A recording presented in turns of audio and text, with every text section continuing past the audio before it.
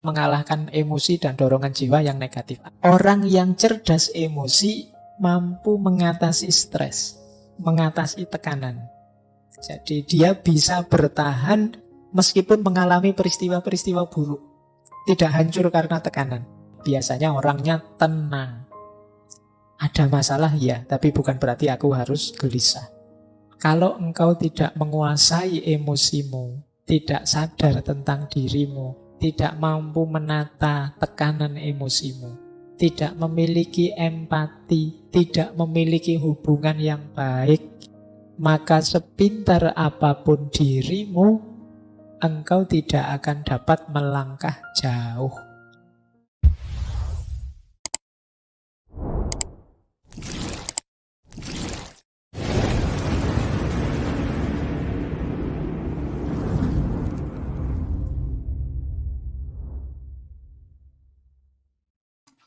Assalamualaikum warahmatullahi wabarakatuh.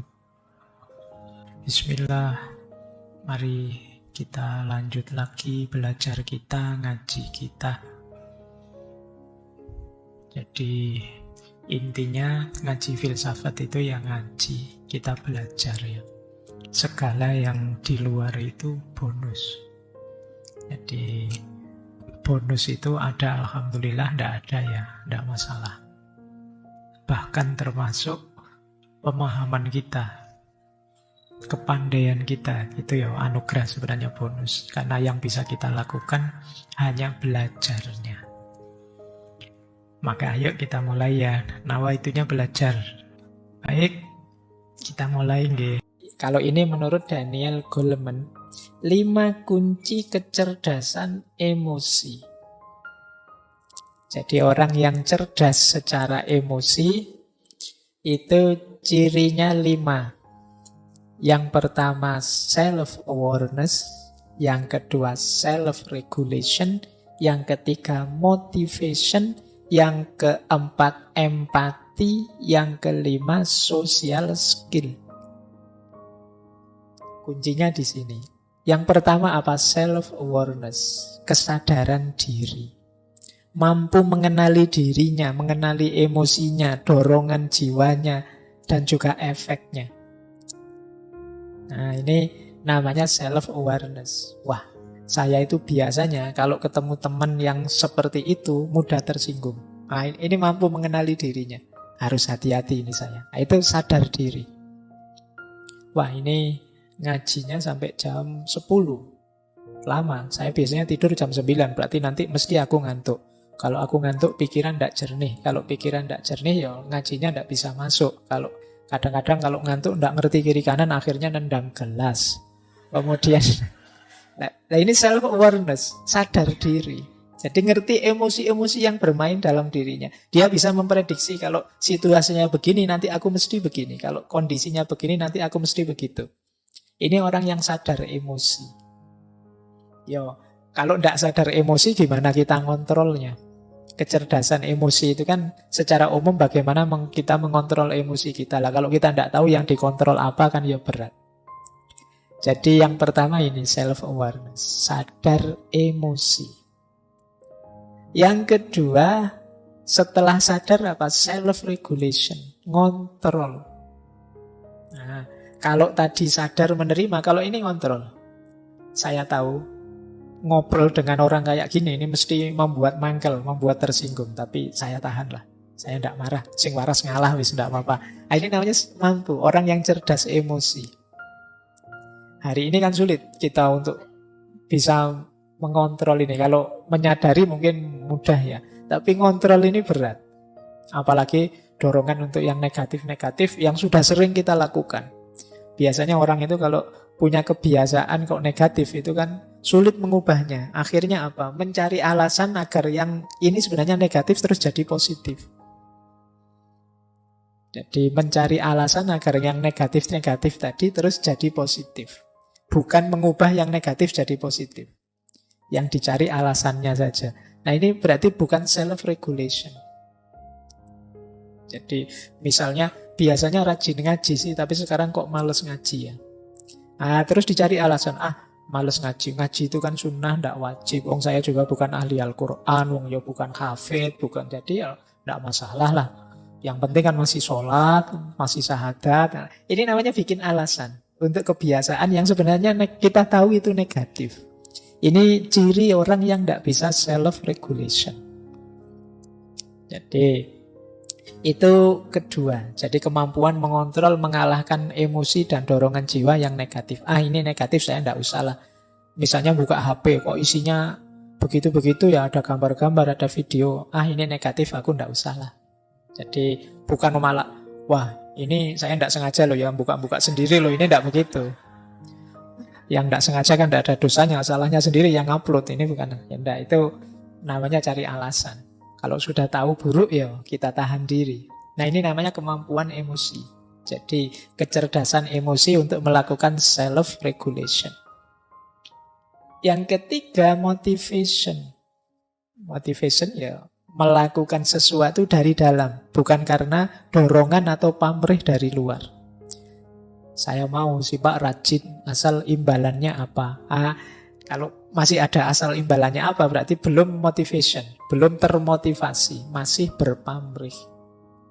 Jadi orang yang cerdas secara emosi, seperti saya jelaskan tadi, dia bisa memotivasi dirinya. Tidak menunggu dimotivasi orang. Gak sering ada teman-teman mahasiswa itu ketemu saya, gimana ya Pak caranya biar saya rajin membaca? Gimana ya Pak caranya biar saya tekun kalau nulis gimana? Ini sebenarnya hubungannya dengan memotivasi diri. Loh kalau kamu tahu itu baik, itu manfaat, mbok sudah dirimu agak dipres sedikit, agak dipaksa sedikit untuk melakukan itu. Itu namanya motivasi, motivation. Jadi ini penting. Karena kadang-kadang untuk sesuatu yang free kita keluar high cost. Sesuatu yang sebenarnya bisa kita hidupkan langsung, kita perlu pendorong yang mahal untuk diri kita. Nah, ini yang ketiga. Yang keempat, empati. Orang yang cerdas secara emosional itu daya empatiknya tinggi. Empati itu, kalau dalam bahasa Inggris kadang pakai istilah transposisi. Kemampuan kita berposisi di depan orang lain. Misalnya, saya melihat teman-teman yang ngaji di sana. Wah, seandainya saya teman-teman mahasiswa yang ngaji dalam waktu 2 jam melotot ke sini terus, dalam itu mesti capek ya, mesti. Kalian juga begitu. Wah, aku kalau di posisinya Pak Faiz itu 2 jam ngomong terus, oh itu apa ya? Ini namanya empatik namanya. Gitu loh. Jadi kemampuan kita memposisikan diri di posisi orang lain. Seandainya aku seperti dia yang sedang sayang-sayangnya kok terus ditinggal. Mestinya ya sedih hatiku, mestinya. Nah, ini namanya kemampuan empatik. Nggak ingin aku menertawai dia, tapi kok ya kasihan ya. Kalau aku di posisi dia ya, itu namanya empati. Kalau aku di posisi dia, jadi orang yang khilaf sih tidak sengaja, tapi kemudian diserang kiri kanan, dimarahi, dianui, wah mestinya ya sedih. Sudahlah, aku tidak usah ikut maki-maki, tidak usah menyerang. Ini namanya empati. Jadi kemampuan memposisikan diri di posisi orang lain. Ini akan jadi kunci nanti dalam hubungan sosial. Nah, yang kelima, social skill. Social skill ini kemampuan menata hubungan, membangun jaringan dengan orang lain. Jadi orang yang mudah bergaul, enak bergaul, gampang diterima di mana-mana, itu namanya social skill. Ini ciri dari kecerdasan emosi. Orang yang cerdas emosi itu kan luwes seperti tadi. Jadi bisa masuk kemana-mana, diterima di mana-mana. Nah, ini namanya kemampuan social skill. Nah, maka teman-teman untuk membangun kecerdasan emosi, kita dibutuhkan 5 kemampuan. Yang pertama self-awareness, yang kedua self-regulation, yang ketiga motivation, yang keempat empati, yang kelima social skill. Ini diingat-ingat nanti kuncinya di 5 hal ini. Ini kalimat dari Daniel Goleman. Kata Goleman, kalau engkau tidak menguasai emosimu, tidak sadar tentang dirimu, tidak mampu menata tekanan emosimu, tidak memiliki empati, tidak memiliki hubungan yang baik, maka sepintar apapun dirimu, engkau tidak akan dapat melangkah jauh. Jadi ya engkau akan jago kandang saja, hebat tapi untuk dirimu saja, pinter tapi untuk dirimu saja. Kamu tidak akan bisa sukses kemana-mana. Jadi engkau tidak akan tercapai cita-citamu, keinginanmu yang tinggi. Karena itu tadi, kamu tidak kenal dirimu. Apalagi yang berhubungan dengan orang lain. Nah ini quotes dari Daniel Goleman. Kemudian ada dari Aristoteles. Kata Aristoteles, siapapun bisa marah. Mudah marah itu. Kalian kan tidak pernah kursus caranya marah yang baik, itu kan tidak ada. Otomatis orang itu bisa marah. Tapi kata Aristoteles, marah kepada orang yang tepat, dengan kadar yang tepat, di waktu yang tepat, untuk tujuan yang tepat, dengan cara yang tepat, tidak dimiliki semua orang. Karena itu tidak mudah. Atau jangan-jangan tidak ada. Sulit loh marah kepada orang yang tepat saja. Ini kita juga mungkin milih-milih. Kadang apa seharusnya kita marah. Kadang-kadang saatnya kita memaklumi kita marah. Saatnya kita menasehati kita marah. Saatnya kita nuntun kita marahi. Ada orang sesat dimarahi. Padahal kalau orang sesat itu kan ya dituntun biar benar, malah dimarahi. Itu kayak orang jalan-jalan, Pak, mau ke Jogja. Loh, sampean kok malah ke arah Jakarta, dasar kurang ngajar. Kan tidak begitu. Ya ditunjukkan arah yang benar kalau memang sesat. Nah, marah pada orang yang tepat. Apalagi dengan kadar yang tepat. Kadang-kadang kita kan sering over. Marah itu kan kadang salahnya kecil, marahnya besar. Kan sulit kan kita marah kecil. Saya pingin marah Pak, tapi kecil saja kan nggak bisa. Marah itu selalu heboh, mesti besar. Padahal salahnya kecil. Kemudian di waktu yang tepat. Ini juga perlu pembacaan detail. Untuk tujuan yang tepat. Biasanya kalau marah kan kita tidak mikir tujuan. Apa setelah marah terus urusan selesai? Apa setelah marah terus yang kacau jadi beres? Dan lain sebagainya. Maka pastikan kalau marah tujuannya tepat, caranya juga tepat. Karena ini memang sesuatu yang tidak mudah. Nah, pada akhirnya kita tutup dengan kalimat dari Benjamin Franklin. Apapun yang dimulai dengan kemarahan akan berakhir dalam rasa malu. Jadi orang marah pikirannya tidak jernih. Maka tadi ya kecerdasan emosi itu mix antara emosi dengan pikiran, dengan akal yang jalan. Marah itu menandakan emosinya tidak terkontrol. Biasanya malu. Kalau tidak percaya, kalau sedang marah, teman-teman kan sekarang sadar ponsel itu kan, kalau ada yang marah coba di video. Ya, terus ditonton. Jarang orang, wah cakep banget ya aku pas marah, kan jarang begitu mesti. Mesti nganggep pas marah mesti jelek. Kan banyak ya sekarang kamera-kamera candid itu pas orang lagi marah-marah, lagi nendang-nendang lagi itu. Itu kan kita nonton saja kan rasanya jelek. Jadi mesti pelakunya juga ketika nonton video itu mesti malu. Jadi kemarahan itu, segala yang dimulai dengan kemarahan akan berakhir dengan rasa malu. Kita marah sampai segitunya dengan teman kita, mungkin besok bisa rukun lagi. Tapi ketika mengenang kemarahan kita bersama teman kita tadi, biasanya kita malu. Iya ya, sekarang kita rukun, dulu saya sampai kayak gitu marahnya. Kamu sih misalnya. Tapi kan kita malu. Kita lepas kontrol sampai marah. Maka emotional quotient kecerdasan emosi ini penting untuk kita hidup sukses, hidup nyaman. Bahkan ada yang bilang sampai 80%, ada yang nulis sampai 85%. Unsur kesuksesan kita terletak pada kecerdasan emosi ini. Baik, sekarang indikator sebelum nanti ke teknik-tekniknya. Kalau indikator ini nanti sebenarnya untuk mengukur apakah aku sudah cerdas secara emosi atau belum. Jadi yang pertama apa? Orang yang cerdas emosi itu biasanya mampu mengatasi stres, mengatasi tekanan. Jadi dia bisa bertahan meskipun mengalami peristiwa-peristiwa buruk. Tidak hancur karena tekanan. Yo, masalah banyak sih, problem banyak.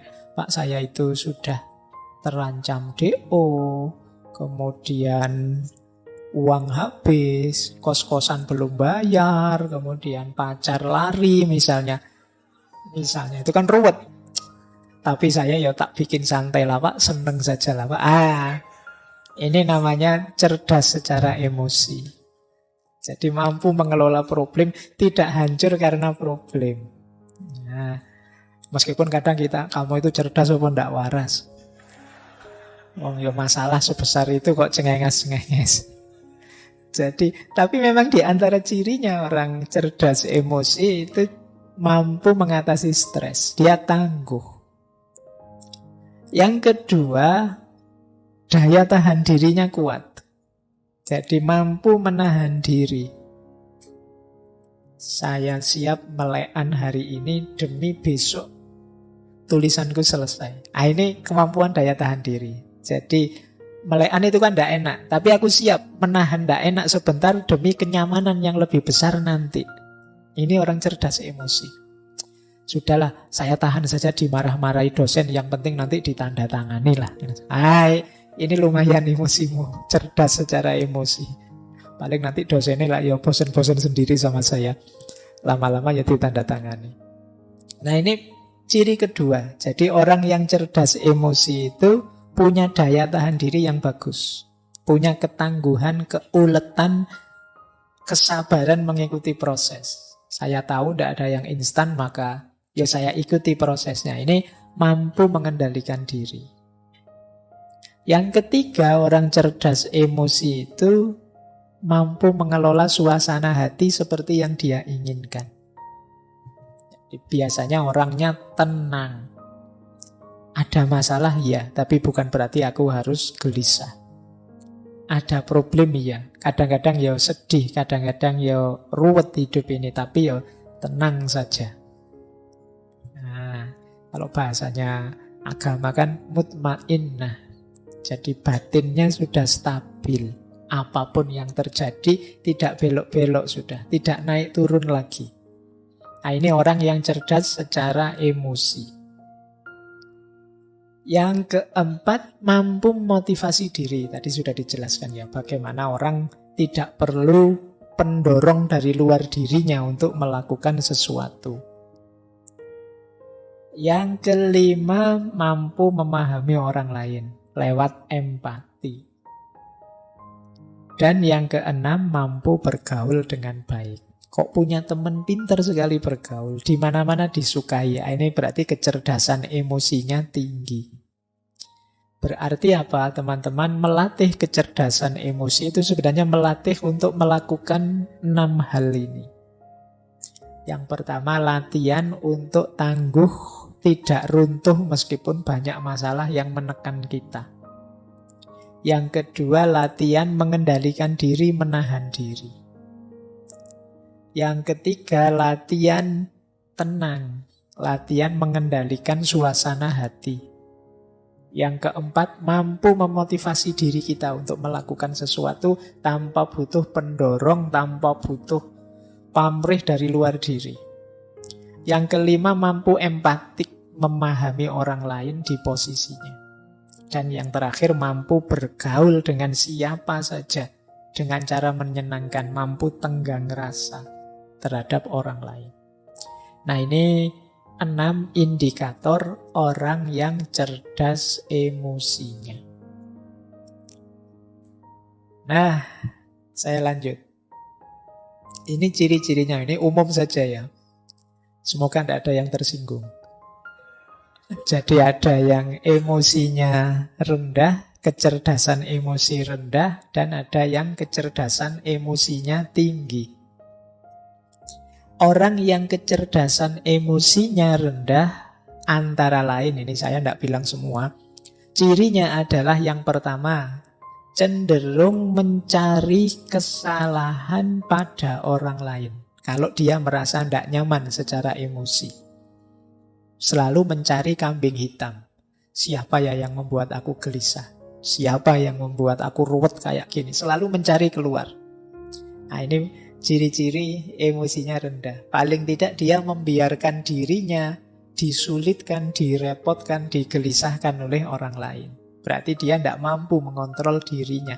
Seperti kemarin-kemarin kan sering kita bilang bahwa kamu itu sakit hati atau tidak tergantung dirimu, tidak tergantung orang lain. Kalau ada orang lain kok bisa membuatmu segelisah itu, ya salahmu sendiri, kamu mau digelisahkan oleh dia. Nah, jadi cenderung menyalahkan orang lain. Yang kedua, tidak mampu mengungkapkan perasaan. Seneng tapi tidak berani mengungkapkan bahwa aku suka. Benci tapi takut mau bilang aku tidak suka.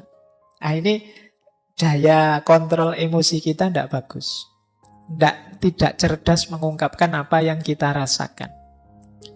Pak, saya tidak nyaman loh Pak ngaji kayak gini nih, tapi saya tidak berani ngomong lah. Nanti kalau saya ngomong diketawain orang semasjid ini misalnya. Nah, itu ada sering kita itu dilanda kendala untuk mengungkapkan apa yang kita rasakan. Ya kita sulit milih ekspresi yang pas, diksi yang sesuai, yang tidak menyakiti orang seperti apa. Itu kita sulit milih. Ini berarti kemungkinan memang daya kecerdasan emosi kita perlu ditingkatkan lagi.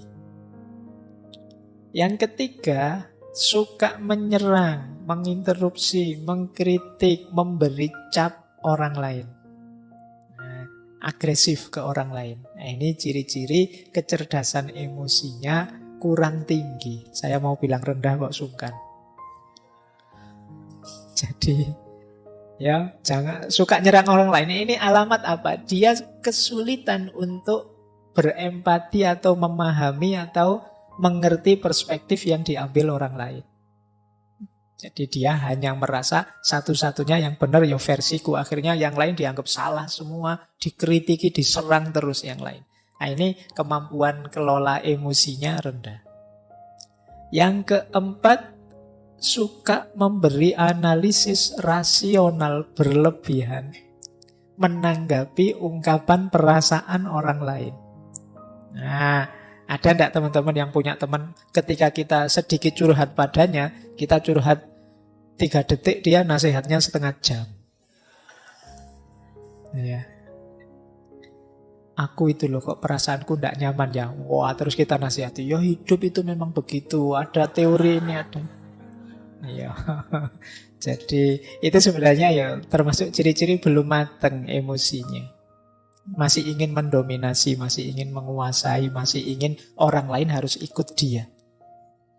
Nah, terlalu banyak ingin ngontrol.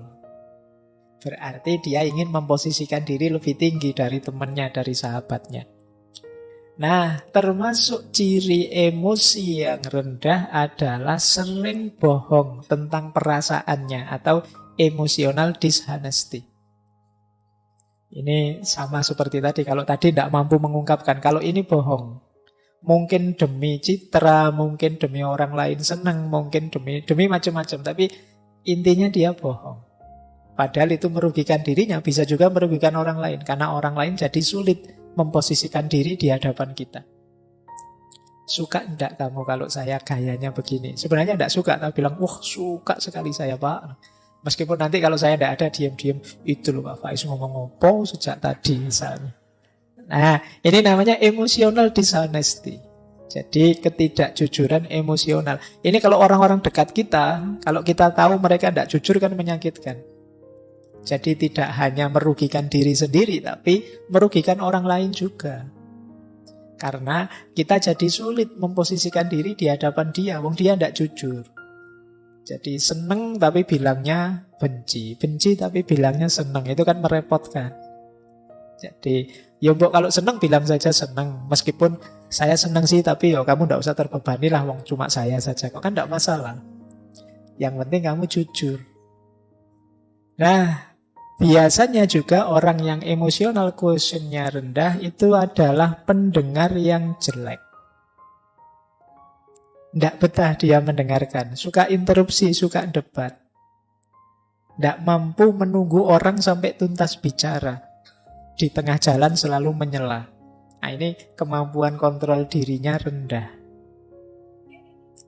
Mungkin kadang kalau debat itu kan sering saling nyamber itu. Mungkin dia khawatir kalau ini teman lawan bicaraku selesai ngomong, jangan-jangan sulit aku bantahnya, akhirnya dicegati tengah jalan. Nah, ini pendengar yang jelek. Berarti debatnya memang nyari menang kalah, bukan mencari yang benar. Maka yuk latihan. Terus melebih-lebihkan atau mengecil-ngecilkan yang dirasakan. Kan banyak orang itu hal kecil diheboh-hebohkan. Perasaannya sendiri yang biasa saja sebenarnya itu urusan sepele, tapi seolah-olah wah, sekedar misalnya, wah aku kok tidak kebagian minum ya, wah jangan-jangan takmirnya sentimen saya. Jangan-jangan dibesar-besarkan. Ini mungkin dia khawatir tersaingi oleh aku mungkin. Dia mikirnya tidak karu-karuan, melebih-lebihkan. Jadi mendramatisir hal-hal yang sebenarnya biasa-biasa saja. Baik, terus tidak peka terhadap perasaannya orang lain. Jadi orang seperti apa dia tidak peka. Jadi ngertinya ya perasaanku saja. Dia marah-marah kalau orang tidak mengerti dirinya, tapi dia tidak mau mengerti orang lain. Kemudian sering merasa insecure, tidak aman, sukar menerima kesalahan diri sendiri dan berat kalau mau minta maaf. Jadi kalau ada teman-teman punya ciri begini, berarti ya harus belajar lagi emotional quotient, kecerdasan emosional. Kemudian pesimis, merasa dunia ini tidak adil. Wah, tidak adil dunia ini. Orang kaya kok tambah kaya, aku kok tambah miskin. Nah, kan sering yang mengeluh begitu kan banyak. Tidak adil Allah ini. Kadang-kadang Allah juga dimarahi. Nah, ini hidup pesimis. Apa maunya Allah itu? Saya kemarin baca di mana itu. Apa yang dipikirkan Tuhan itu kan gitu. Kan banyak yang komplain dengan kalimat-kalimat begitu. Baik, jadi pesimis. Sukanya mengeluh. Yang dilihat yang buruk-buruk, yang jelek-jelek saja. Ah, ini ciri-ciri emosional kecerdasannya rendah. Kemudian kaku, tidak luwes. Jadi sulit beradaptasi terhadap perubahan-perubahan dalam hidup. Orang yang kaku itu kan berat, mudah patah. Maka jadilah orang yang tangguh. Tangguh itu bukan berarti kaku. Kalau pakai ilustrasi biasanya orang berilustrasi kayak sabuk. Sabuk itu kan lentur. Jadi kadang-kadang dipakai di gigi satu ya bisa, di gigi dua bisa. Kalau kita sedang kerempeng ya masih bisa pakai yang gigi paling awal. Nanti kalau sudah agak makmur bisa. Luwes sabuk itu dipakai seperti apa saja bisa. Karena apa? Dia lentur. Beda dengan yang kaku, tombak misalnya. Itu kan tidak bisa dilipat, tidak bisa ditekuk. Kalian bawa tombak naik motor, ya malang-malang tidak karu-karuan. Karena apa? Kaku, mudah patah. Tapi kalau pakai sabuk, gampang. Itu maka orang-orang yang emosinya tidak bagus, cara pengendaliannya ya dia biasanya kaku. Sulit sekali dinego. Sulit sekali dilembutkan. Terus biasanya kemudian jadinya tidak harmonis dengan orang. Lebih harmonis dengan yang bukan manusia. Iya. Dengan koleksinya, dengan binatang kesayangannya. Sampai kemarin ada yang menikah sama kambing itu ya. Mungkin dia sudah putus asa dengan manusia, itu dia. Jadi kenapa ada orang putus asa dengan orang lain? Karena dia sendiri sulit membangun relasi yang harmonis dengan orang lain. Dia menyangkal fakta bahwa kita ini makhluk sosial yang tidak bisa hidup sendiri. Nah, jadi itu di antara ciri. Kalau ada orang kok lebih sayang dengan motornya, dengan mobilnya daripada keluarganya, anaknya, istrinya, itu kemungkinan ada masalah dalam relasi. Terus puas kalau bisa menghina orang lain, mengalahkan orang lain. Kadang-kadang dibela-belain dengan bikin hoax, bikin kebohongan. Yang penting musuhku kalah. Nah, ini berarti orang yang lemah secara emosi. Kebalikannya kalau orang yang kecerdasan emosinya tinggi, itu ya kebalikan ciri-ciri tadi. Dia tidak takut mengungkapkan apa yang dirasakan.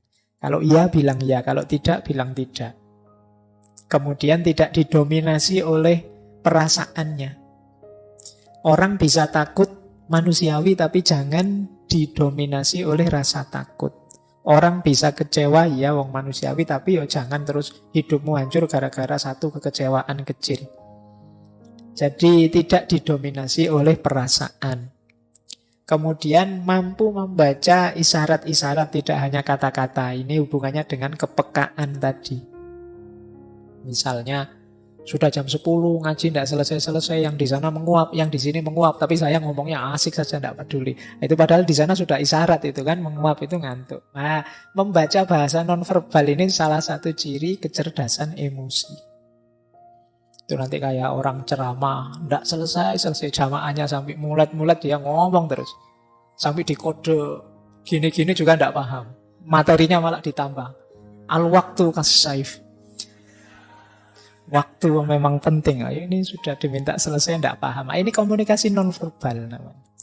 Ciri orang yang cerdas emosi. Kadang-kadang dikedipin sekali saja paham. Itu cerdas. Kita mengangguk atau menggeleng sebentar dia paham. Itu cerdas secara emosi. Banyak orang yang tidak peka dengan yang begitu-begitu. Nah, kemudian orang yang cerdas emosi itu melakukan segala sesuatu karena dirinya sendiri. Tidak tergantung atau mudah terpengaruh oleh segala yang di luar dirinya. Jadi dia bisa memotivasi dirinya. Hari ini kan banyak orang untuk motivasi saja mahal-mahal ngundang motivator. Biar saya tidak males, Pak. Oh, tidak males saja kok mahal. Tinggal kamu tidak males kan selesai. Tapi kan kita menghabiskan biaya banyak untuk memotivasi diri kita. Loh, orang yang cerdas emosi itu mampu memotivasi dirinya. Kemudian kebalikannya orang yang rendah emosinya, dia optimis, orang yang cerdas emosi itu. Kemudian nyaman kalau membicarakan perasaannya, tidak malu-malu. Kemudian tidak kalah oleh emosinya seperti tadi. Nah, mampu merenungi dirinya, mampu muhasabah kalau bahasa agama. Oh iya ya, apa pas ya saya emosi saya seperti tadi misalnya. Harusnya aku lebih agresif sedikit sehingga anak-anak ini tidak ngantuk misalnya. Itu merenung. Karena saya bilang tadi emosi kita itu bukan harga mati. Tidak seperti IQ. Jadi tergantung kita ingin dibentuk seperti apa. Nah, kemudian ada ketahanan emosi, tangguh.